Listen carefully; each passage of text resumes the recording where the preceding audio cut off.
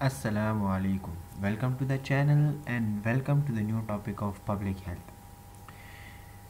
उम्मीद रखता हूँ कि आप लोग ठीक होंगे और हमारे साथ जो है ना पब्लिक हेल्थ को स्टडी कर रहे होंगे। जिस तरह हमने लास्ट टॉपिक को डिस्कस किया about the preservation of food, इस तरह से हम जो है ना आज कुछ न्यूट्रिशनल ज़रूरियात के बारे में बात करेंगे। जिस तरह हमने लास्ट टॉपिक में डिस्कस किया कि हमने फूड को किस तरह से जो है ना बचाना है, हमने उसकी हिफाजत किस तरह से करनी है, और जब हम उसकी हिफाजत करेंगे तो फिर हम किस तरह से जो है ना हम बाद में उसको इस्तेमाल कर सकते हैं, हम उसे कंज्यूम कर सकते हैं। तो अगर कंजम्पशन की बात आ जाती है तो हमें ये पता होना चाहिए कि एक बॉडी के लिए एज के हिसाब से कितनी ज़रूरत होती है अबाउट देयर न्यूट्रिशन, मतलब एक बंदे को कितनी ग़िज़ा की ज़रूरत होती है अकॉर्डिंग टू देयर एज। अगर उसकी उम्र के लिहाज से हम देख लें तो एक बंदे को कितनी ग़िज़ा चाहिए होती है, तो मतलब ये सारी बातें हमें जानने की ज़रूरत है। As a public health worker आपको ये पता होना चाहिए कि मतलब एक न्यूट्रिशनल स्टेटस क्या चीज़ है, न्यूट्रिशनल नीड जो है ना वो फिजियोलॉजिकल स्टेट में कितनी होनी चाहिए। ठीक है, तो आज का जो हमारा टॉपिक है वो असल में है ग़िज़ा की ज़रूरियात से रिलेटेड, कि कितनी ज़रूरियात होनी चाहिए और मतलब अगर एक बंदा है उसकी उम्र के लिहाज से कितनी ज़रूरियात होती है और कितनी होनी चाहिए। क्लियर हो गया? तो आज का जो टॉपिक है वो हम स्टार्ट करने वाले हैं कहाँ से? वो हम स्टार्ट करने वाले हैं न्यूट्रिशनल नीड्स इन फिजियोलॉजिकल स्टेट से। तो अगर हम यहाँ पे देख लेना, फर्स्ट ऑफ ऑल हम कहाँ से स्टार्ट करेंगे, हम इन्फेंसी एंड चाइल्डहुड से स्टार्ट करेंगे। मतलब जो बिल्कुल बच्चे होते हैं जिसकी उम्र बिल्कुल ही कम होती है, मतलब एक ईयर, मतलब स्टार्टिंग से लेकर बिल्कुल जो है ना जो पैदा हो जाते हैं और बिल्कुल न्यू बॉर्न होते हैं और फिर जो है ना वो स्लोली उनकी उम्र बढ़ती जाती है। तो मतलब अकॉर्डिंग टू द एज हम उसकी न्यूट्रिशन किस तरह मेंटेन करेंगे और उसको कितनी जो है ना मतलब ग़िज़ा की ज़रूरत कितनी होगी। ठीक है, तो मतलब अगर हम इन्फेंसी और चाइल्डहुड की बात करें ना, इन्फेंसी का मतलब ये है कि जो बिल्कुल ही मतलब 5 से लेकर 28 डेज़ का जो बच्चा होता है, तो उसकी न्यूट्रिशनल स्टेटस कितनी होनी चाहिए, न्यूट्रिशनल नीड्स कितनी होनी चाहिए। ठीक है, अच्छा, सो इन्फेंसी एंड चाइल्डहुड। तो अगर हम यहाँ पे डिफिनेशंस को देख लेना तो डिफिनेशन में ये क्या बता रहे हैं, एक्सप्लेन कर रहे हैं कि there is a rapid growth and development of the body during the initial year of the life. ये आपको पता भी होगा, ये आपने सुना भी होगा कि जितने भी इनिशियल जो स्टार्टिंग ईयर्स ऑफ लाइफ होते हैं उसमें क्या होता है, उसमें बॉडी में रैपिड ग्रोथ एंड डेवलपमेंट होती है। मतलब बॉडी जो है ना वो डेवलप हो रही होती है और मतलब उसमें तेज़ से जो है ना तेज़ी से क्या हो रही होती है, ग्रोथ हो रही होती है। ठीक है, तो मतलब ये दो बातें आपने याद रखनी है कि जो initial year of the life है ना उसमें क्या होता है, एक तो ग्रोथ होती है और एक डेवलपमेंट ऑफ द बॉडी होती है। क्लियर है? मतलब अगर आपने देखा होगा ना तो जितने भी बच्चे होते हैं उनकी जो बॉडी है वो डेवलप करती है टाइम टू टाइम। क्लियर? तो टाइम के साथ जब वो डेवलपमेंट करती है और ग्रोथ की तरफ बढ़ती है तो मतलब इसका ये है कि इसके लिए न्यूट्रिशनल की जो ज़रूरियात है वो भी ज़्यादा होनी चाहिए। क्लियर? तो मतलब इनिशियल लाइफ में क्या होता है, इनिशियल लाइफ में बॉडी ग्रोथ एंड डेवलपमेंट की तरफ चल रही होती है। तो इसका मतलब क्या है, सो to have unobstructed growth and ensure normal growth and development, food must be provided in such a way that it meets the quantitative and qualitative standards of diet। मतलब इसका सिंपल ये है कि अगर आपने उसकी ग्रोथ अच्छी करानी है और आपने ये इंश्योर करना है कि ये नॉर्मल ग्रोथ, ये बच्चा जो है ना इसकी बॉडी नॉर्मल ग्रोथ करे और डेवलपमेंट भी जो है ना वो बरकरार हो, तो इसके लिए आपने दो काम करने हैं। आपने उसको ग़िज़ा जो है ना वो प्रोवाइड कर ली है, लेकिन उस ग़िज़ा की दो हुसूसियात होनी चाहिए। एक, वो ग़िज़ा क्वांटिटेटिव होगी, मतलब उसको आपने ज़रूरत के मुताबिक जो है ना उस मकदार से ग़िज़ा प्रोवाइड करनी है। एक बात, मतलब क्वांटिटेटिव से क्या मुराद है, मिकदार, क्लियर है ना। और दूसरा है हमारे पास क्वालिटेटिव, दूसरी जो खुसूसियत है वो क्या होनी चाहिए, क्वालिटेटिव, मतलब उसकी क्वालिटी जो है ना वो ठीक होनी चाहिए। मतलब आपने देखा होगा बैड क्वालिटी की खुराक भी होती है, ख़राब क्वालिटी की खुराक भी होती है। तो आपने क्या करना है, अगर आपने जो बच्चे की ग्रोथ है और डेवलपमेंट को इंश्योर करना है, और आप ये चाह रहे हैं कि अच्छा एक बच्चे की जो ग्रोथ और डेवलपमेंट हो रही है ये बिल्कुल ठीक हो जाए, तो इसके लिए आपने जो ग़िज़ा फराहम करनी है ना, वो या तो मतलब वो क्वांटिटेटिव भी होगी, और वो ग़िज़ा की जो खुसूसियत है वो क्वालिटेटिव भी होगी। मतलब आपने सही ग़िज़ा और सही मकदार में ग़िज़ा प्रोवाइड करनी है, फ़राहम करनी है। क्लियर है, तो ये बात याद रख लिया करो। अच्छा, अब इसके बाद each requirement per unit of the body weight are greater in infancy. अच्छा, हम अगर रिक्वायरमेंट की बात कर रहे हैं, हमें किस तरह से पता लगेगा कि हमारी बॉडी की रिक्वायरमेंट क्या है, तो यहाँ पे ये बता रहा है कि हम बॉडी वेट के हिसाब से क्या करते हैं, रिक्वायरमेंट मतलब मालूम करते हैं। ये आगे वाले सेंटेंस में आपको अभी समझ आ जाएगा, यहाँ पे देख लो। In the first month of the life, the need is around 110 calorie per kg body weight as compared to 40 calories per kg in adult।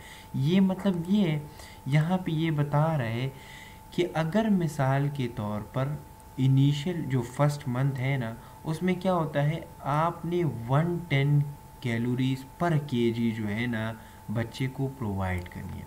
अब मिसाल के तौर पर 110 केजी का क्या मतलब है, 110 kg मल्टीप्लाई बाय वट, मतलब अगर एक बच्ची की जो है ना वो वेट क्या है, अगर एक चाइल्ड की वेट है 3 kg, तो आपने 110 kg मल्टीप्लाई बाय 3, सो इससे जो मतलब बन रहा होता है ना 330 कैलोरीज।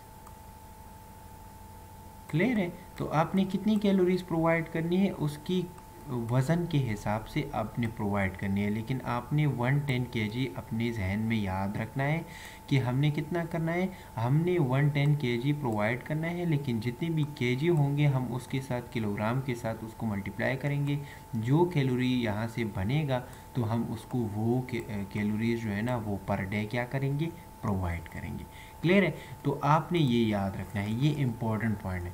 तो मतलब ये क्या है कि ये बॉडी वेट के हिसाब से जो है ना ये हम बना रहे होते हैं। और दूसरी बात ये है कि जो इन्फेंसी है ना, इन्फेंसी मतलब जो बिल्कुल न्यू बॉर्न होता है और उसकी जो है ना मंथ्स में अभी एज होती है, उसकी उम्र मंथ्स में होती है, महीनों में होती है, तो वहाँ पे जो है ना रिक्वायरमेंट ज़्यादा होती है। क्यों, क्योंकि वो अभी बच्चा है और अभी वो डेवलपमेंट और ग्रोथिंग स्टेज में है, तो उसकी जो बॉडी रिक्वायरमेंट है वो ज़्यादा होगी। क्लियर, तो मतलब जो इन्फेंसी की जो फर्स्ट मंथ होते हैं ना उसमें रिक्वायरमेंट कितनी होती है, 110 कैलोरीज पर केजी बॉडी वेट। क्लियर हो गया। अच्छा, एडल्ट में क्या है, एडल्ट में हम 40 कैलोरीज पर केजी इन एडल्ट जो है ना यूज़ करते हैं। क्लियर, तो इसको हम एडल्ट में फिर जो है ना डिस्कस कर लेंगे यहाँ पे, लेकिन यहाँ पे ये बात क्लियर हो जाए कि 110 कैलोरीज पर केजी बॉडी वेट। अच्छा, इसके बाद similarly the requirements of the protein, vitamins, minerals and water are greater in early stages of the life.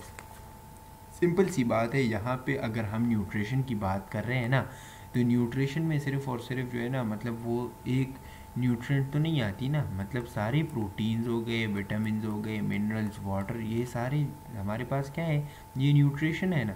तो इस न्यूट्रिएंट की ज़रूरत कितनी पड़ेगी, वो ग्रेटर होगी, मतलब इनिशियल स्टेजेस में जितने भी न्यूट्रिएंट्स होंगे, जितने भी प्रोटीन विटामिन्स होंगे, इसकी रिक्वायरमेंट क्या होगी, ज़्यादा होगी। क्लियर।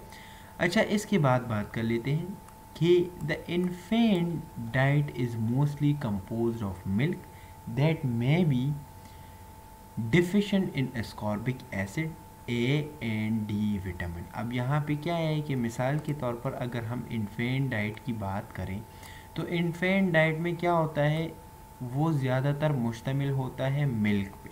जो मदर मिल्क होता है वो ज़्यादातर डाइट जो है ना वहाँ से मिल रहा होता है। तो ये यहाँ पे बता रहे हैं कि जो मदर मिल्क है ना उसमें हमारे पास ये एस्कॉर्बिक एसिड हो गया, विटामिन ए एंड डी जो है ना वो ज़्यादा नहीं होती। तो मतलब हमने क्या करना है, हमने therefore it is important to add these essential nutrients in the infant diet। मतलब ये कि जो मिल्क से जो है ना उसको ascorbic acid, vitamin A, vitamin D नहीं मिल रही, तो हमने उसकी डाइट में क्या करना है, हमने उसकी डाइट में ये एस्कॉर्बिक एसिड, विटामिन ए और विटामिन डी की जो खुराक है वो ऐड करनी है ताकि उनको सारे जो है ना न्यूट्रिएंट्स मिलते रहें। Clear? The benefit of the breastfeeding cannot be ignored, and the sense of security and satisfaction that a lactating mother has during breastfeeding has no alternative। Remember one thing, जो breastfeeding है ना इसका कोई alternative नहीं है, क्योंकि इसमें ज़्यादातर तो एक तो न्यूट्रिएंट्स बहुत मतलब अच्छे होते हैं, दूसरी बात यह है कि इसमें टेम्परेचर की बात नहीं होती, और तीसरी बात यह है कि जितने भी आप लोग इन्फेंट या जितने भी चाइल्ड हैं ना उसको बाहर से कुछ खुराक डाइट में ऐड करेंगे, मिसाल के तौर पर आप उसको जो है ना गाय की या भैंस की जो है ना मिल्क दे रहे हैं, तो उससे क्या हो सकता है, उससे उस बच्चे को डायरिया हो सकता है। क्लियर है? सो डायरिया अगर एक बच्चे को हो जाए तो remember one thing, diarrhoea is the major cause of death in the child में डायरिया क्या है, ये मेजर कॉज ऑफ डेथ है। डायरिया हो जाती है उससे जो है ना डिहाइड्रेशन हो जाती है, और डिहाइड्रेशन की वजह से क्या हो जाती है, डेथ वाक़या हो जाती है। तो रिमेंबर वन थिंग, यहाँ पे ये बता रहे हैं कि जो ब्रेस्ट फीडिंग है ना हम इसको इग्नोर नहीं कर सकते। हाँ, अगर आपने कुछ डाइट में ऐड करना है तो ठीक है, आप डाइट में ऐड कर दें, लेकिन हम ब्रेस्ट फीडिंग को इग्नोर नहीं करेंगे। हम उसको क्या करेंगे, हम उसको जारी रखेंगे, और उसके साथ साथ अगर उसको कोई चीज़ अगर डाइट में ज़रूरत है तो हम उसको ऐड करेंगे। क्लियर? तो ये बात आपने याद रखनी है। तो यहाँ पे हमने इन्फेंसी की बात जो है ना वो ख़त्म कर दी है। अब आ जाते हैं एडोलेसेंट न्यूट्रिशन की। एडोलेसेंट न्यूट्रिशन कौन सी स्टेज होती है ये आपको अभी पता चल जाएगा। So there is a rapid acceleration of growth before sexual maturity and puberty. मतलब बलूगत से पहले जो स्टेज होता है ना इसको हम क्या कहते हैं, एडोलेसेंट न्यूट्रिशन कहते हैं, एडोलेसेंट स्टेज कहते हैं।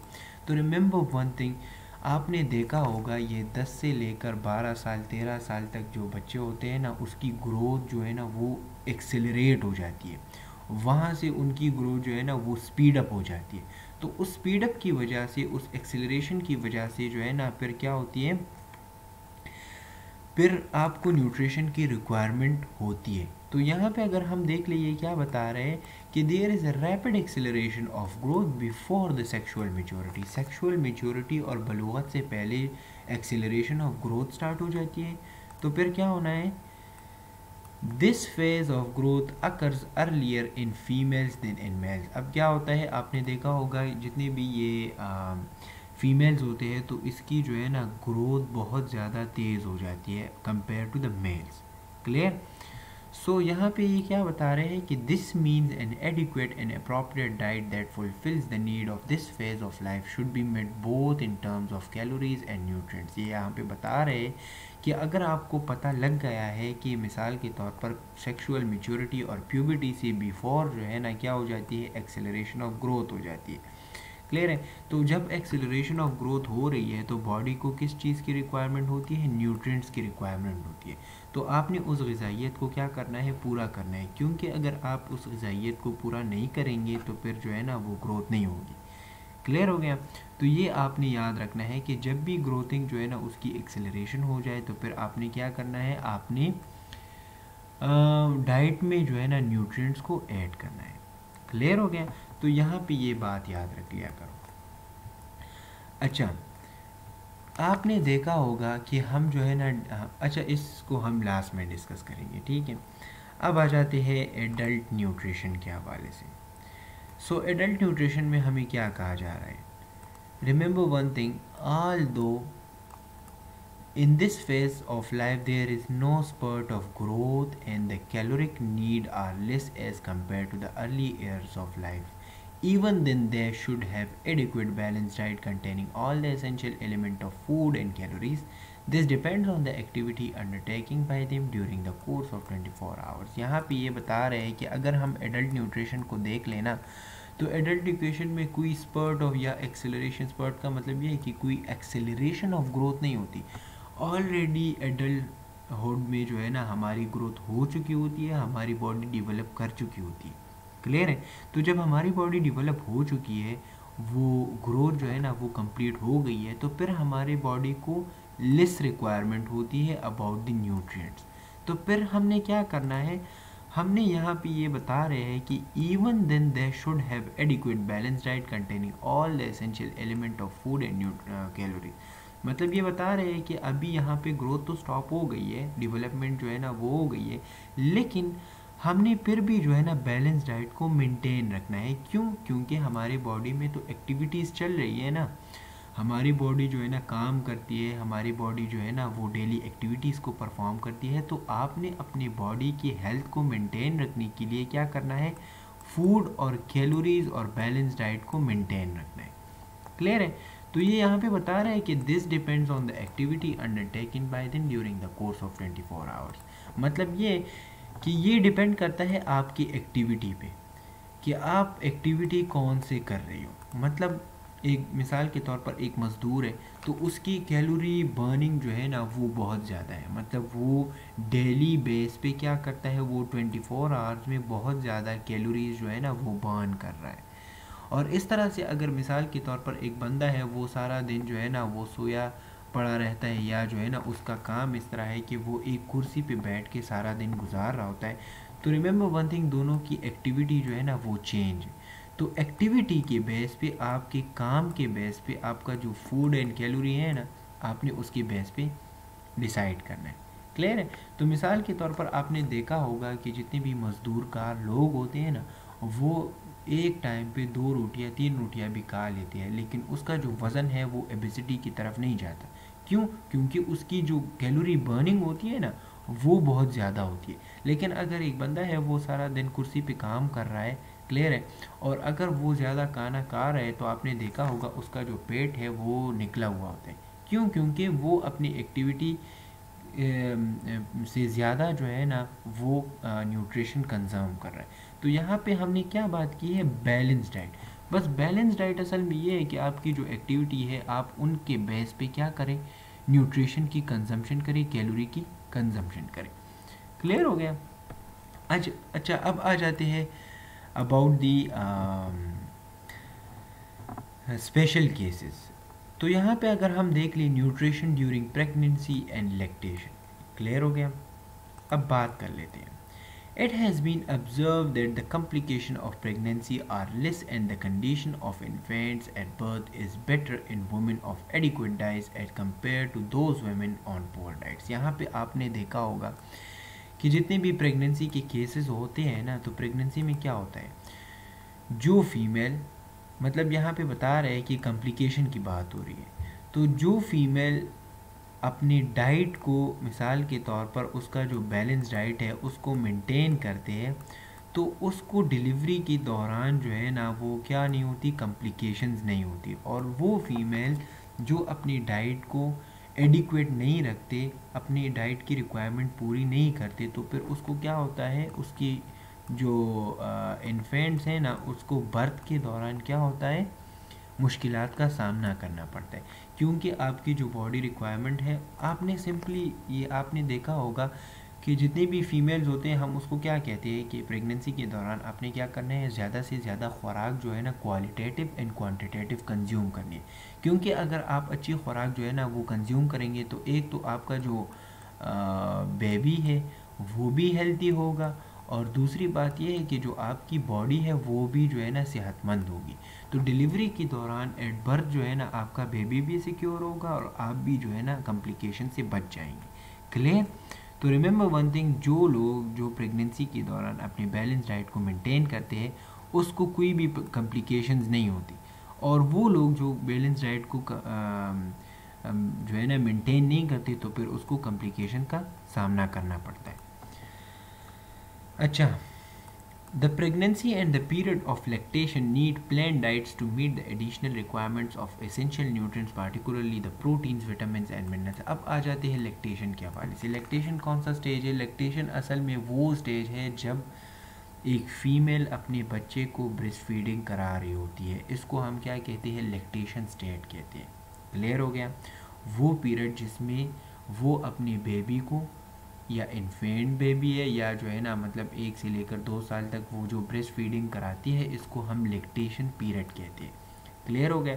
तो ये बता रहे हैं कि प्रेगनेंसी के दौरान और जो पीरियड ऑफ लैक्टेशन है ना, इसमें आपने प्लेन डाइट्स बनानी है।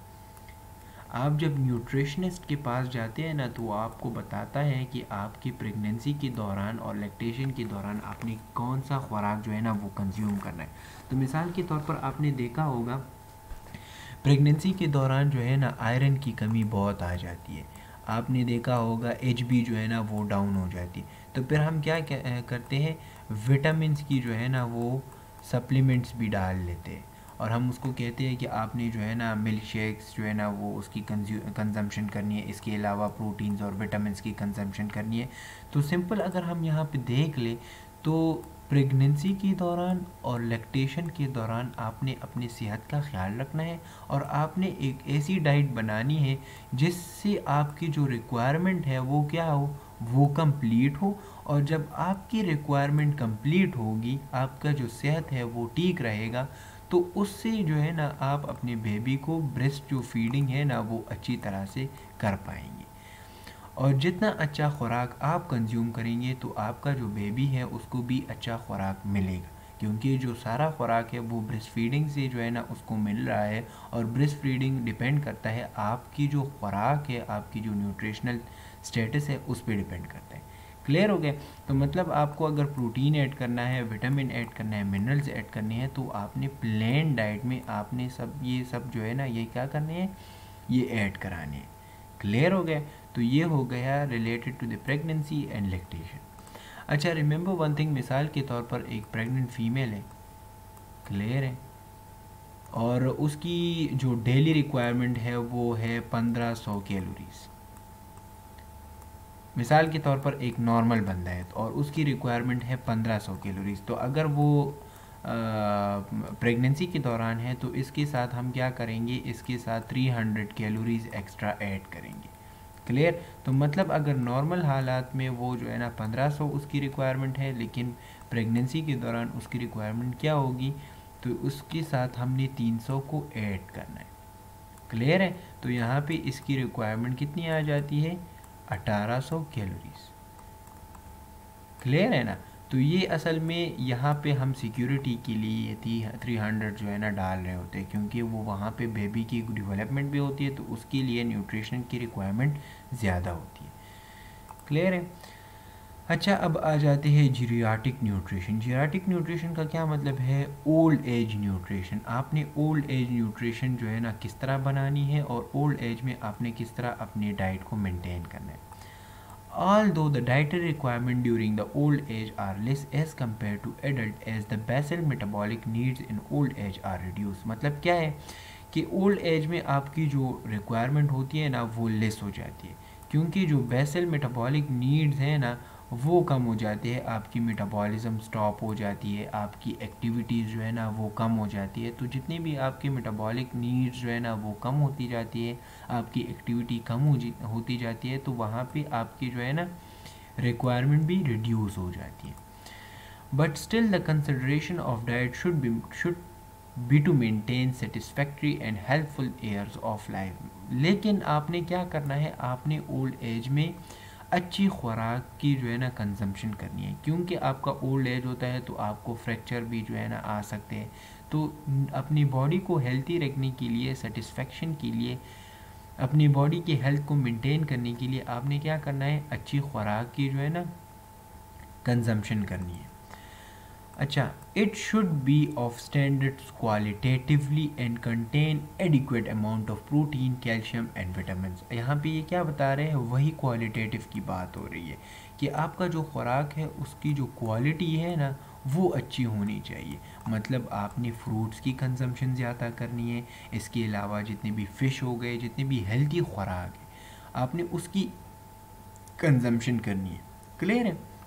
तो एक तो स्टैंडर्ड क्वालिटेटिव हो गया, और दूसरी बात आपने प्रोटीन, कैल्शियम और विटामिन्स की कंजम्पशन करनी है। प्रोटीन आपकी बॉडी एक्टिविटीज़ को मेंटेन करेगा।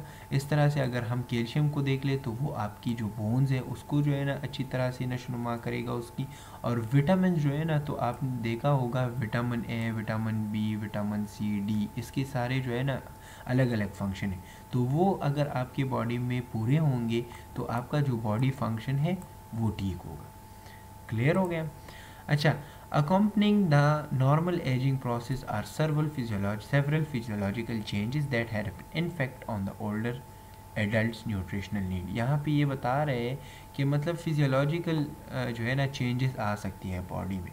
आपने देखा होगा ओल्ड एज में बंदा बीमार हो जाता है, तो फिर जो है ना, अगर मिसाल के तौर पर एक बंदे को ओल्ड एज में डायबिटीज़ हो गई है, शुगर की बीमारी हो गई, तो मतलब उसकी जो डाइटरी रिक्वायरमेंट्स है, उसकी जो डाइटरी चॉइस है वो बदल जाती है। क्लियर है? तो मतलब यहाँ पे ये बता रहे हैं कि फिजियोलॉजिकल चेंजेस की वजह से आपकी जो डाइट है वो चेंज हो सकती है, क्योंकि ओल्डर एज में ज़्यादातर जो है ना वो क्या हो गई है, बीमारियाँ हो जाती है, इसके अलावा और भी प्रॉब्लम स्टार्ट हो जाते हैं। तो ये बात आपने याद रखनी है। लेकिन अगर आपकी ओल्ड एज है, आपको कोई बीमारी वगैरह नहीं है, तो आपने हेल्दी डाइट को मेंटेन करना है, ताकि आपका जो ओल्ड एज में जितनी भी बॉडी मेंटेनेंस है वो बरकरार रहे। क्लियर हो गया? अच्छा, तो यहाँ पे ये टॉपिक ख़त्म हो जाता है। इसके बाद हम न्यूट्रिशनल डिसऑर्डर की बात करेंगे कि न्यूट्रिशनल डिसऑर्डर हमारे पास कौन कौन से हैं और कौन कौन से ऐसी डिजीज़ है जो न्यूट्रिशन की वजह से आ सकते हैं। ठीक है? तो ये एक लॉन्ग टॉपिक है, इंशाल्लाह हम कोशिश करेंगे कि इसको इसको जो है ना डिटेल के साथ डिस्कस करें। क्लियर हो गया? तो इंशाल्लाह नेक्स्ट लेक्चर में मिलेंगे। लेक्चर्स के साथ जुड़े रहे और जो है ना इसको कंटिन्यूसली फॉलो करें। अगर आप इसको कंटिन्यूसली फॉलो नहीं करेंगे तो फिर ये आप जो है ना भूल जाएंगे। तो काइंडली इसके साथ जो है ना जुड़े रहे। इंशाल्लाह नेक्स्ट लेक्चर में मिलेंगे, तब तक के लिए इजाज़त दे। अस्सलाम वालेकुम।